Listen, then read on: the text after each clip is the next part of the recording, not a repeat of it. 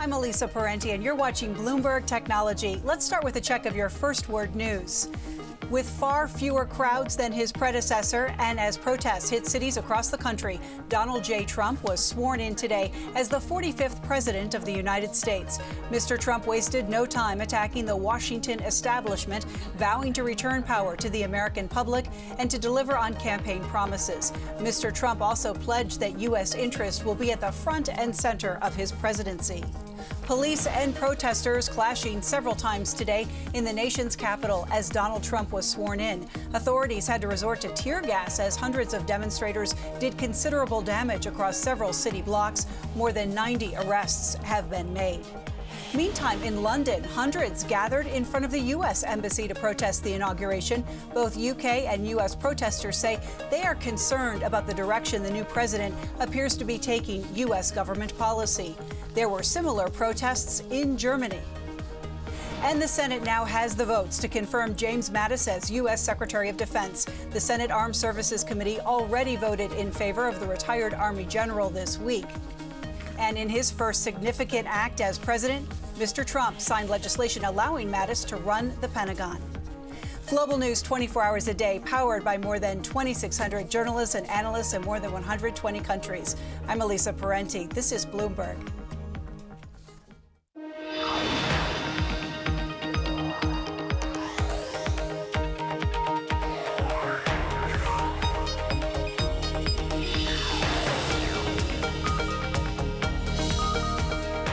I'm Caroline Hyde. This is Bloomberg Technology. Coming up, it's official. Donald Trump is now America's 45th president. We'll break down the historic inauguration day and what Trump means for tech. Plus, Apple bites back. The most valuable company in the world sues Qualcomm over patent royalties. And Snap hits the road with a $20 billion pitch. Why the startup believes addiction will help vindicate its valuation. But first, to our lead. A new era here in the United States as it was inauguration day for Donald J. Trump. The New York businessman has become the 45th president of the United States and is already signing orders nominating his new cabinet. And here to break down the historical day is Bloomberg's Kevin Cirilli from our DC bureau. Kevin, we've been watching all of today's events, as have you. There was some lip service paid to the technologies of tomorrow, but what was key for you in the speech?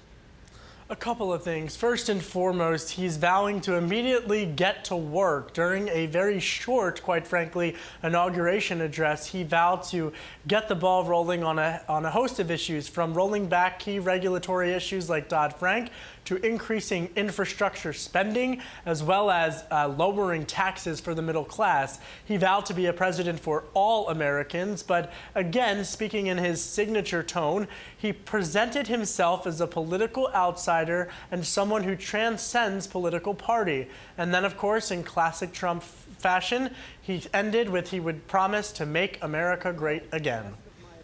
How did this resonate, therefore, with the American public?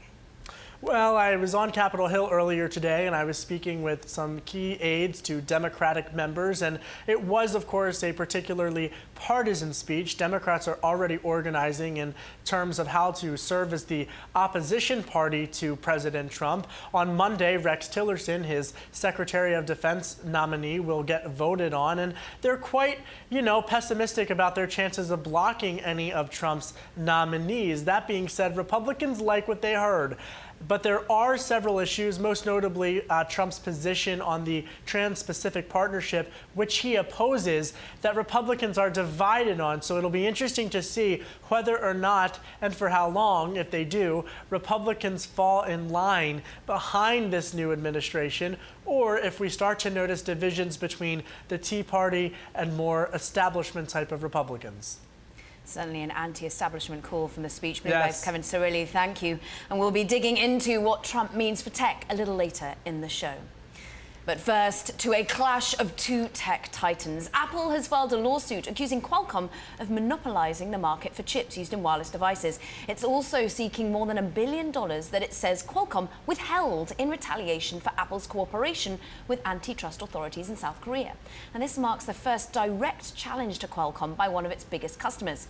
Pleased to say the scoop getters are with us. Bloomberg Technology reporter Ian King covers the major chip makers. Alex Webb covers Apple. A great piece out today, moving the market. And first to you, Ian, it was the FTC earlier this week. Now we move to Apple suing. Remind us what this is all about. Right. Well, the fundamentals of Qualcomm's business, where it gets all of its profit dollars, is from patents that underpin all modern phone systems. If you make a phone, you pay Qualcomm. That's what this is all about. That's the fundamentals. Apple doesn't like that and is trying to do something about that. And it feels that they pay too much because the percentage is based on the cost of the phone, perhaps not the cost of the part. Yeah. Alex, what does Apple want to achieve by suing Qualcomm? I mean, Apple's firstly saying that Qualcomm has withheld money from it, which it agreed to pay. Well, yeah, it's big numbers that it agreed to pay Apple, but in return for Apple not talking to essentially law enforcement and regulatory authorities. That was part of the agreement that Qualcomm claims Apple signed. Apple said, look, if you're subpoenaed by regulatory authorities, you have to speak to them. We were only doing what is right and just. And so that's what's at heart here. But really what Apple wants is that in their broader business case and business model, what Apple always tries to do is have more than one supplier for any given component. That allows them to play the suppliers off against each other, get lower prices, and until last year, until the iPhone 7, Qualcomm dominated that part of the phone. This is all about getting more margin for each iPhone that they sell. But Ian, who wins out of this? Because now it seems that Apple doesn't have to just go to Qualcomm. Right. I mean, all of these licensing fees have given Qualcomm a huge lead, as Alex just alluded to. That kind of is getting whittled away. Intel has now been used by Apple, so there's a potential for a market share shift there. But also the winners and losers. I mean, you look at Qualcomm's gross margin, it's nearly 60%. Look at Apple's, sub 40. What Apple wants is fundamentally is a transference there.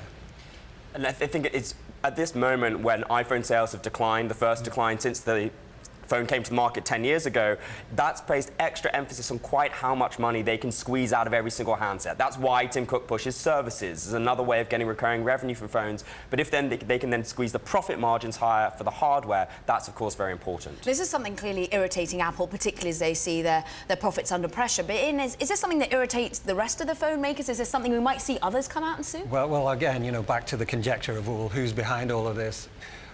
It's no secret that South Korea, which is the most strident to come out against Qualcomm so far, is home to Samsung Electronics, the world's largest mobile phone maker, LG, which is Qualcomm's third largest customer. It's not difficult to imagine that handset makers throughout the world would like a better arrangement with Qualcomm. I mean, we're going to be waiting to see what Qualcomm responds. They haven't as yet. But speaking to Apple at the moment, do they feel they're caught between a rock and a hard place and they had to come out? I mean, how much are they also cause for concern about the $1 billion that was being withheld? Is that also what's at stake? Obviously $1 billion for Apple, it is a lot of money, but they make a lot more. I think possibly the element is more likely to be that Qualcomm's down right now, strike them while they're down and try and claim advantage while you can. This is Tim Cook's Apple, who's built this business on an extremely good and efficient supply chain. And so trying to, as we said, squeeze everything out of those suppliers is key to the way that he runs that company. Yeah, what next? We just talked to people, to get their take on this, and they're like, look, this is a negotiation. Yeah. Qualcomm tends to win. Legal cases take years and years, so there's no immediate benefit to anybody here. Unless they can settle for lower license rates. We'll be taking a look at Qualcomm's market cap. It was down again about 2% on the back of your news. Thank you very much for the great scoop and for coming on and telling us about it. That was Bloomberg Technology's Ian King and Alex Webb across the story. And later this hour, a big Bloomberg scoop. Snapchat is revealing key metrics to potential investors, aiming to show just how much its users are addicted to the app ahead of a massive IPO. Details later. As we head to break, here's a live shot of the inaugural parade in Washington. This is Bloomberg.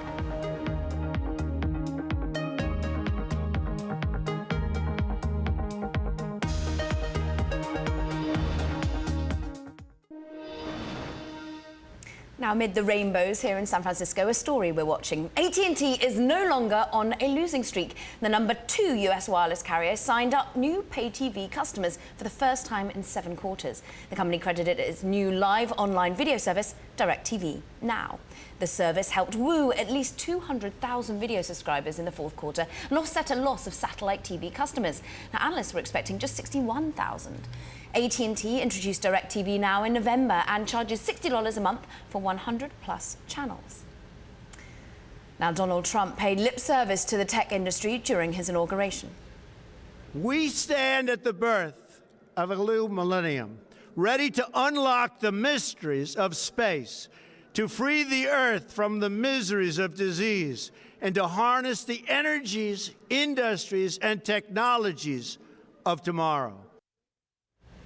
So what is in store for the tech industry in the new administration? How big of a change will it be from former President Obama, who is seen as, well, the first fully digital president? Joining us is Dave McClure. He's founding partner of 500 Startups. And from New York, live, is managing director of Greycroft Partners, Alan Patricof. Alan, I will start with you. And harness the technologies of tomorrow. Will we see an administration as open to the technology changes that we saw under Obama? I think it's hard to predict anything about our new president.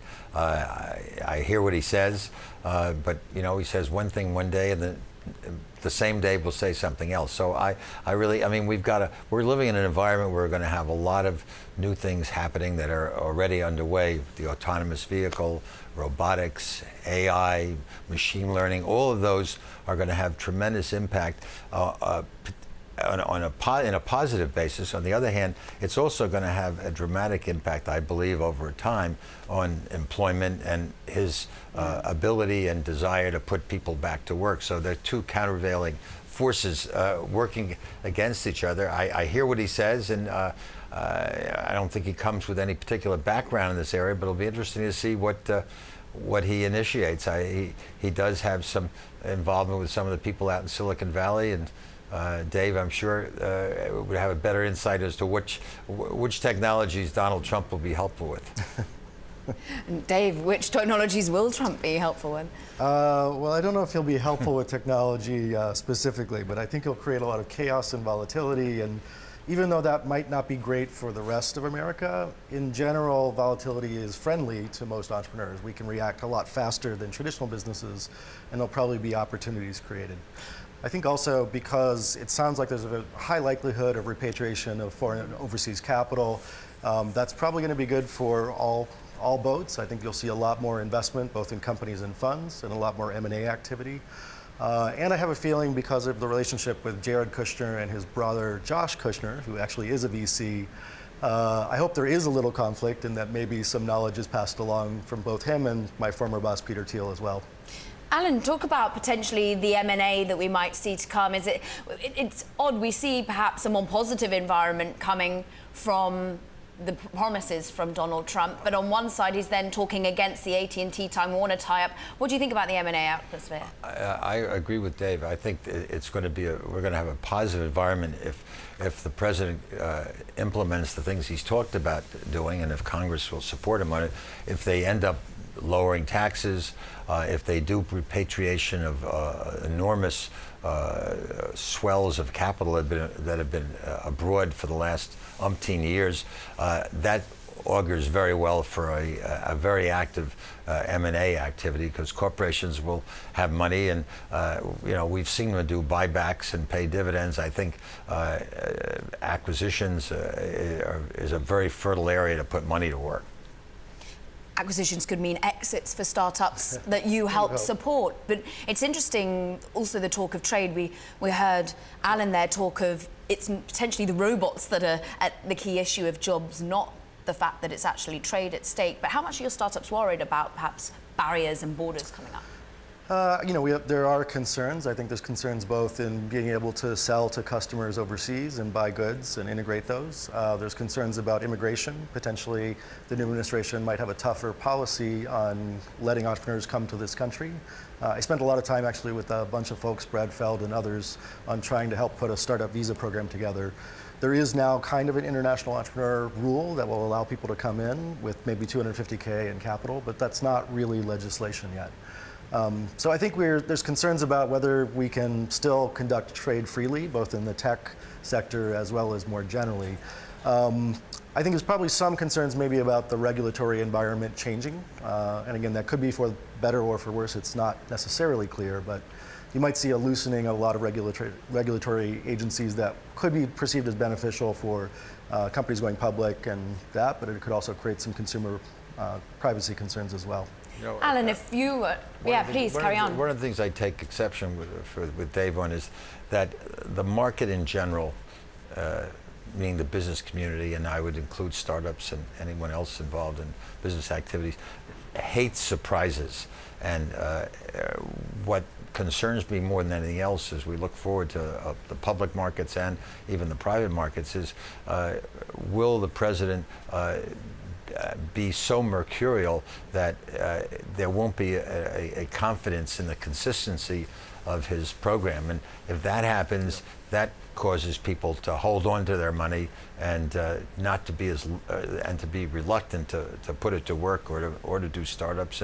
And we don't know, where we're going, frankly, at this moment. We'll see it pretty fast, I think. And Alan, are you worried about putting your money to work right now, therefore? Well, the venture business is a very interesting one. It's kind of survived in all presidencies, high interest rates, low interest rates, and there's an enormous entrepreneurial wave going on in this country, and I think it would be hard to stop it. On the other hand, there are exogenous events and activities that could be surprises. I mean, we don't know what this health change in Obamacare will do if the president really goes through with this and doesn't find a replacement. Will that impact people who want to start up companies and are afraid to leave? It sounds strange, but there are existing healthcare programs that they have, and if that potentially involves giving it up and start something, that could be if you have pre-existing conditions, although he said he'll protect that. I think it's all uncertainty at this point. Clarity, clearly the watchword at the moment. Dave McClure of 500 Startups will be sticking with us, coming back a little bit later in the hour. Alan Patrikoff, Managing Director of Greycroft Partners, you're staying with me for after the break. Thank you, gentlemen. Now, because next we measure the prospects of Silicon Valley leaders throwing their hats in the political arena as Donald Trump is officially sworn in as US president. This is Bloomberg.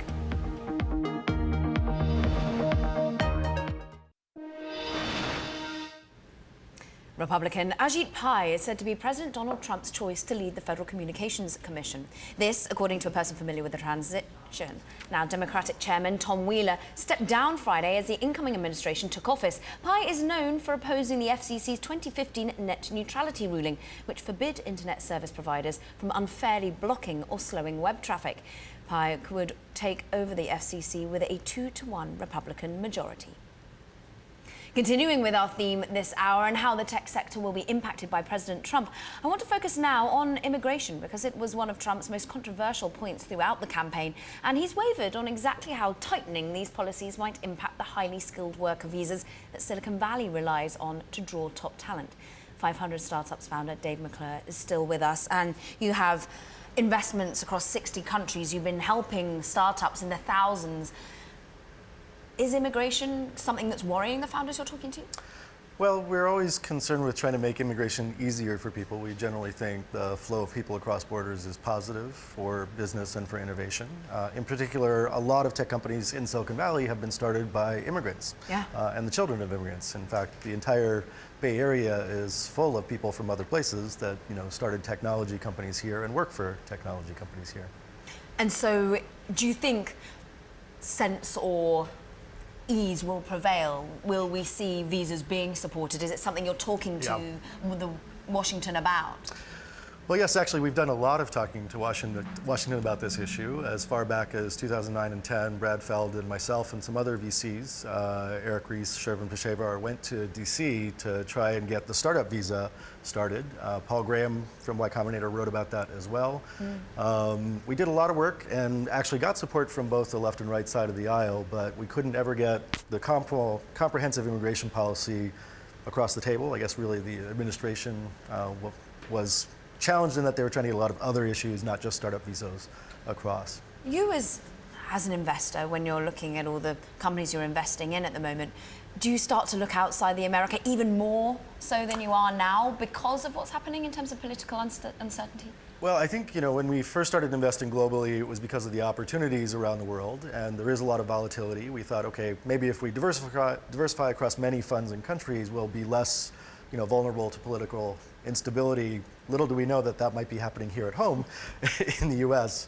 But we've started funds in places like Turkey and Thailand, and we are really strong believers in the engineering talent there and the market opportunities there. Despite political instability there? You know, I would say sometimes that political instability is maybe more extreme when viewed from afar than right up front. I'm not trying to make light of any of those situations, but I think there's a lot of positive forces that investing in entrepreneurship can have around the world that are positive for those countries and also positive for the U.S.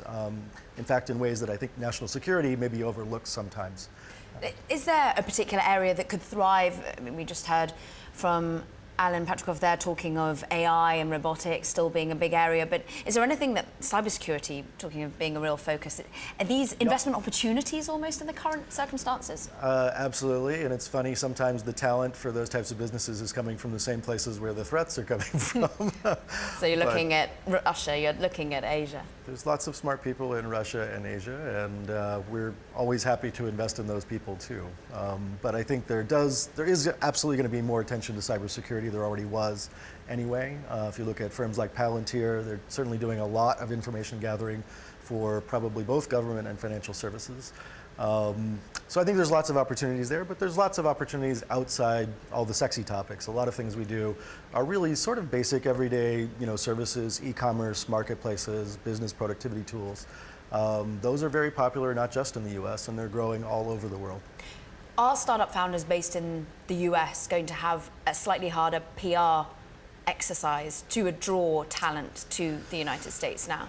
Or is it always going to be a calling to come to Silicon Valley? Yeah, I mean, as much as I'm not a big fan of some of the things the incoming administration represents, particularly when it comes to civil rights and civil liberties, a lot of other things, I still think that probably most of the policies will be aligned with positive business outcomes, not all of them. I do think hopefully some sane guidance and sage guidance, even if it comes in the form of younger folks in President Trump's camp, will give him good advice about why technology and innovation is helpful for job creation, not just innovation. And when you're looking over the course of the next 4 years, the startup brood that you have, massive that it is, are you saying go for gold, go for IPOs, remain individual? I don't know if we care about IPOs specifically. Or exit? Yeah. Or are you expecting more the M&A to be far more active because of the regulatory changes that potentially you're anticipating? I think that we've already seen a lot of M&A activity. I think last year reported M&A activity was close to or above $50 billion. The IPO market was maybe only about $10 billion. Even though one of our companies, Twilio, went public last year, and hopefully SendGrid this coming year, I feel we're still going to see the majority of our activity coming from M&A activity, and I would suggest that probably both M&A and IPO activity will likely accelerate and grow under the Trump administration. Some of that from tax policy, some of that from maybe loosening regulatory policy. Let's hope that helps feed the ecosystem even further. Thank you very much. Thank you. It's been wonderful having you on. Dave McClure, founder of 500 Startups. Now, a story we're watching. Samsung says it's found out what caused its Note 7 smartphones to overheat and catch on fire. A person familiar with the matter says Samsung will reveal on Monday that the problem was caused by irregular-shaped batteries made by an affiliate. The fires caused Samsung to kill the Note 7 line and recall the phones, costing the company an estimated $6 billion. Coming up, a Bloomberg exclusive on Snap. The parent company of Snapchat is said to tout more than 150 million daily active users. More details on Snap's metrics. This is Bloomberg.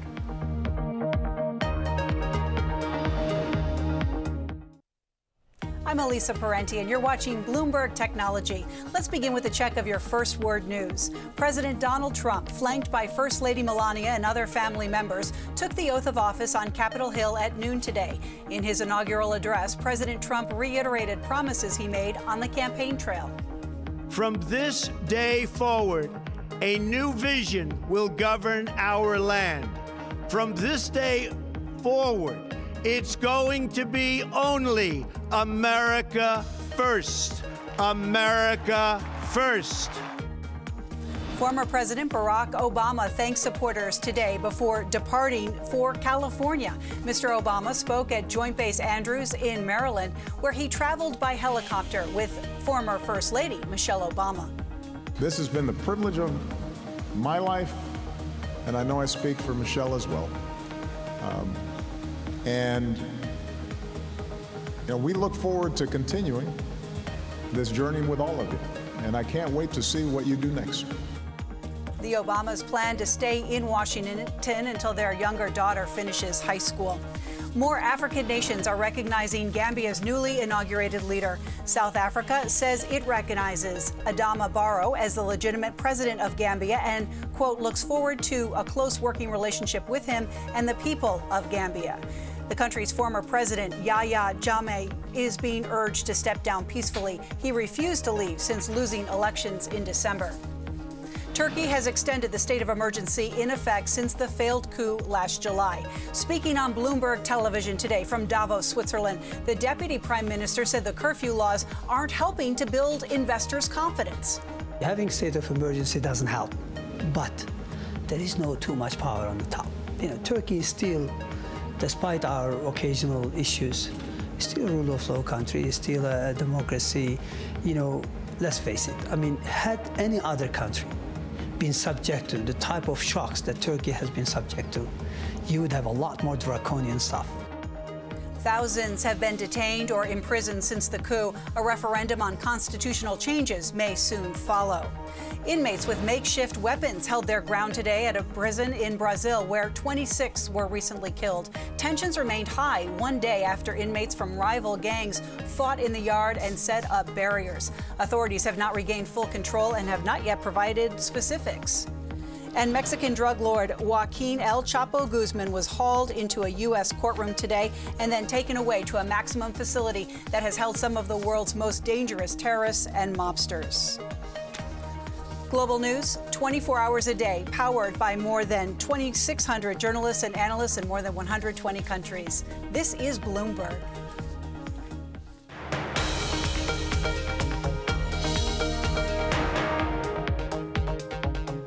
This is Bloomberg Technology. I'm Caroline Hyde. A big day here in the US as President Donald Trump takes the reins of a divided nation. In his inaugural address, President Trump reiterated promises he made on the campaign trail to make American interests his chief priority. Again, let's bring in Kevin Cirilli of Bloomberg News, who joins us from our DC bureau across this all day, Kevin. And harness technologies tomorrow is what he's promised in the tech sector. But what can we expect going forward from Donald Trump? Two things. First and foremost, he's facing increasing pressure to do something about cybersecurity, facing pressure not only from Democrats, but also from Republicans within his own party as a result of Russia's meddling in the U.S. election. There is, of course, even more growing pressure for investigations within Congress. But the second thing, and perhaps this is where we don't know exactly what he will do, it's that he has vowed to reshape the infrastructure of government agencies, including the IRS, to better the technology to what he argues bring it up to speed with the modern times. So a few tech issues at the heart of that, Kevin. Thank you. What about come Monday, hitting the ground running as he's promised? Do you expect anything to be announced? With regards to technology, I think we're going to have to wait and see. But over the next couple of days this weekend, as well as on Monday, I do anticipate that we are going to be hearing a lot about things like how Republicans will get rid of key portions of the Affordable Care Act, or Obamacare, as well as tax reform and rolling back regulatory regime structures from everything from the environment to Dodd-Frank. But with specifics regard to technology, so far there hasn't been much attention on that. I do anticipate more calls for on cybersecurity on Monday to coincide with the Senate voting to confirm Rex Tillerson as Secretary of State. Remain all ears, and I know you'll be on the ground for us, Bloomberg's Yes. Kevin Cirilli. Thank you, and a good weekend. Now, it's a new era for the tech industry as President Trump takes office. Earlier, I spoke with Bloomberg Technology Executive Editor Brad Stone and Shira Ovide, Bloomberg Gadfly columnist, about the biggest challenges facing the sector as a whole, from the biggest names in Silicon Valley to the startup scene. I think there's corporate leaders, again, in tech and beyond, optimistic about possibility for tax cuts and less regulation, things that all global business leaders like, again, including people inside of tech. Brad, when you've been speaking to some of the leaders of the biggest companies, have they been exuding mainly concerns about hiring talent, or is it actually optimism and bringing money home and maybe being able to invest? I mean, I think there are concerns about the uncertainties of the Trump administration. I mean, there's a paradox here, right? As Shira said, a populist message, but a pro-business reality. And the tech community is delighting in things like a lower corporate tax rate, a tax holiday for repatriating overseas capital, a low regulation environment, and the things that concern the tech community, antitrust. I mean, we're looking at, to head the DOJ's antitrust division, law professors who are fundamentally laissez-faire about antitrust. When it comes to the FCC, it seems like the likely chairman of the FCC is anti-net neutrality, and so we might be going into an environment where not only a lot of these mergers are allowed, but we see the telecoms probably combining and reaping the benefits of some of that net neutrality rollback.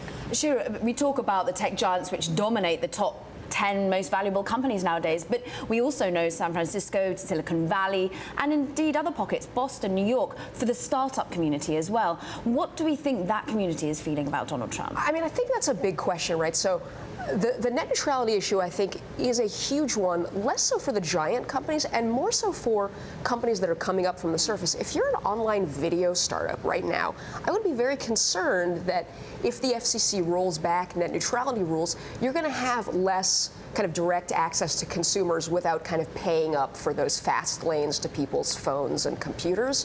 So I think that's a big issue. And then talent is another one that we saw kind of this revolving door, but in a good way, between the White House and the startup community, people going back and forth. Condoleezza Rice, you think, went to Dropbox, exactly. Colin Powell going over to...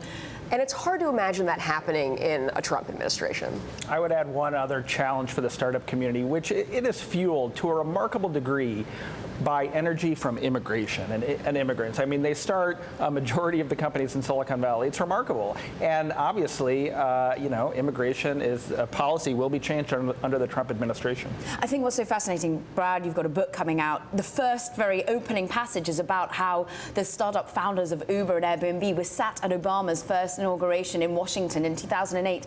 Do you feel that era of innovation could thrive over the next 4 years? Look, I don't think entrepreneurs exist or thrive at the behest of the policy of the federal government. I think it's separate, but Obama did embrace entrepreneurship. No coincidence that the founders of Uber and Airbnb were in the crowd that day 8 years ago, and they used entrepreneurship as sort of foreign policy. Like they started the Global Entrepreneurship Summit, and they held it every year in places like Marrakesh and Nairobi. I don't see that happening under a Trump administration. I mean, they said the Global Entrepreneurship Summit will continue, but it seems to me like the federal government will be less of a sponsor, and there will be challenges, as we've talked about, with things like immigration, but nothing can stop Silicon Valley at this point. That was part of my conversation with Bloomberg Gadfly's Shira Overday and Bloomberg Technology Executive Editor Brad Stone. And Alan Patrikoff with Greycroft Partners is still with us. Alan, you've served on councils, on commissions under Clinton, under Bush, under Obama as well. Does politics really affect your investment decisions? I'm glad you asked that question. I don't think it has any impact whatsoever, certainly on my investments, and I would say on any other venture capitalists that I know. I think we all are very optimistic and very positive looking about the outlook and are involved with exciting new technologies, with exciting new young people. And I don't think there's any startup that I've come across or haven't that is focused at all on the grand political scheme. And they're focused on the excitement of the concept, the idea they have, and implementing that. And even to tell you the truth, I don't think that the change in the tax laws have any impact. First of all, they're not at a point they're paying taxes, most of them, so they're at such early stages. So I think they are full of energy, and the only thing that can happen is if the president does something to dampen that enthusiasm and energy. I think it's pretty hard to stop, though. What sector most excites you? Well, I think that there are so many things happening today. We talked to the autonomous vehicle, and it's not. I was with one of the mayors of one of the cities, but major cities in the country last night, and was talking to me, which I hadn't even thought about, which is there are programs now out 5 or 10 years where they're going to have a second layer to highways, which will be in effect drone-like vehicles, where we may have a double layer of people commuting, whether on the bottom through autonomous vehicles and on the top through autonomous airborne vehicles, which will be interesting to double the capacity of our highways. I think that robotics is all over the place. The major thing, I think, is AI and machine learning. That is affecting every industry, and it's unfortunately, at the same time, it's reducing the need for people. A lot of automated activities that are boring and that have been done by individuals for time immemorial will be replaced by machines, which is it's an inexorable trend that I don't think anyone can stop. And something that I'm sure the new president will have to tackle. Alan Patrikoff, Managing Director of Greycroft Partners, thank you so much for all your time today. Now up next, our full analysis of what the Trump era will mean for tech continues. Venture capitalist Dave McClure joins us to discuss the new president's immigration policies and Silicon Valley's ability to draw top talent from around the world. This is Bloomberg.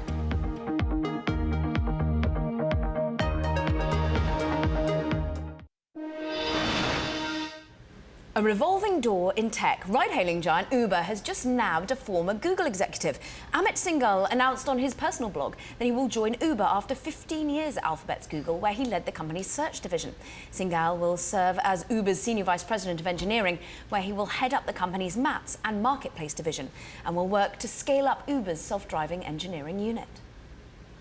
Now, Silicon Valley leaders were among Donald Trump's most outspoken critics during the presidential campaign. Now, well, as Trump comes into power, could dissatisfied leaders of the tech sector turn angst into a run for public office?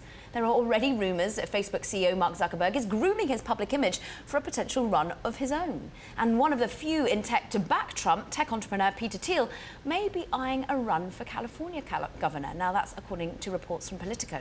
Joining us now, Bloomberg Technology's Sarah Fryer, and still with us from New York, Greycroft and Partners Managing Director Alan Patrikoff. Sarah, start with you, because Mark Zuckerberg, his 2017 New Year's resolution seems to have a slightly political flavour to it. Absolutely. He is going from on travels to all 50 states and trying to connect with the people there. He was in Dallas this week for the testimony in the Oculus trial, and he went to a rodeo, he toured a data center. He's really trying to connect with the people. Now, whether that means he's running for office, I think people forget that the U.S. population is 320 million. The population of Facebook is 1.8 billion. Yeah. It's important for him to shape his image as the leader of that as well. So this is not just a ploy for something larger, but he is trying to shape his legacy here. And absolutely, we could see him have much more involvement in government. Alan, I want to get your view on the lines between Washington and Silicon Valley, the connection there, because we've seen actually the top 5 tech companies paying more in lobbying than the banks have been in the past few years. Are they talking to each other seamlessly, do you think?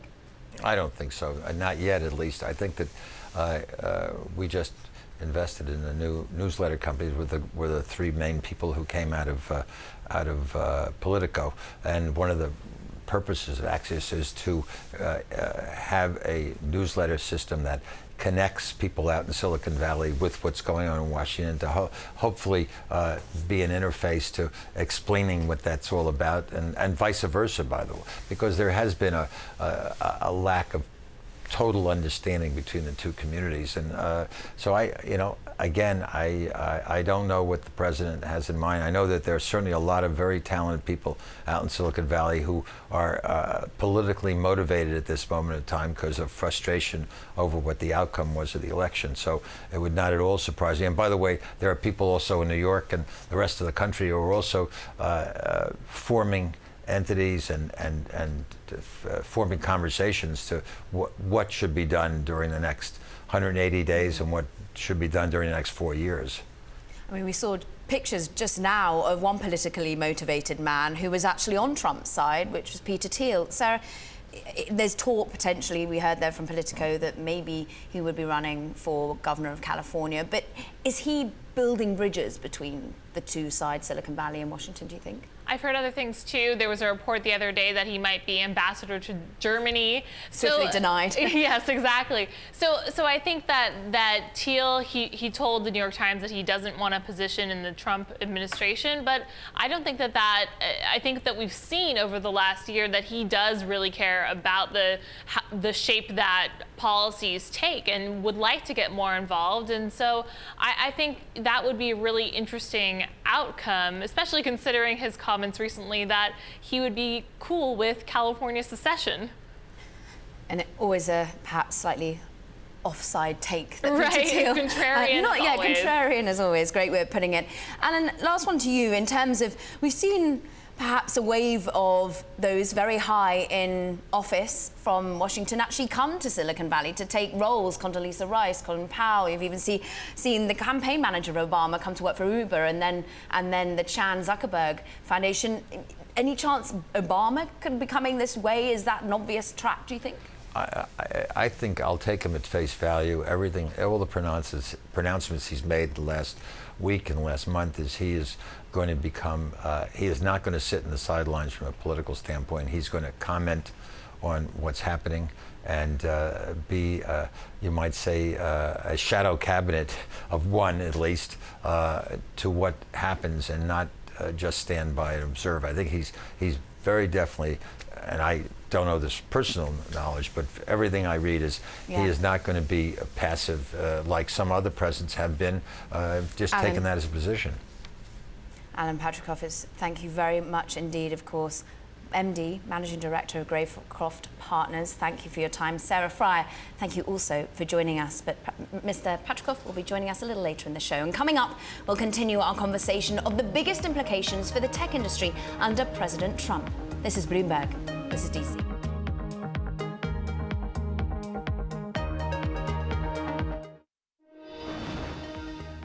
President Trump, known for his prolific tweeting, now has taken over the POTUS Twitter handle. His first tweet on the account was a Facebook link to his inauguration speech text. He also used his personal handle to tweet after taking the oath of office, highlighting rhetoric from his inauguration speech. His first tweet as president: "Today we are not merely transferring power from one administration to another or from one party to another, but we are transferring power from Washington, D.C. and giving it back to you, the American people. #Inauguration Day." President Obama amassed more than 13 million followers under the POTUS account after first tweeting in May 2015. All of Obama's tweets now live under a new handle, POTUS44. And what device is President Trump using to tweet? According to a new New York Times report, this week Trump turned to his main mobile phone, known to be a Samsung Galaxy, for a secure encrypted device with a new number. This will both help prevent potential breaches as well as stop those who previously had Trump's previous line from contacting the president directly in the future.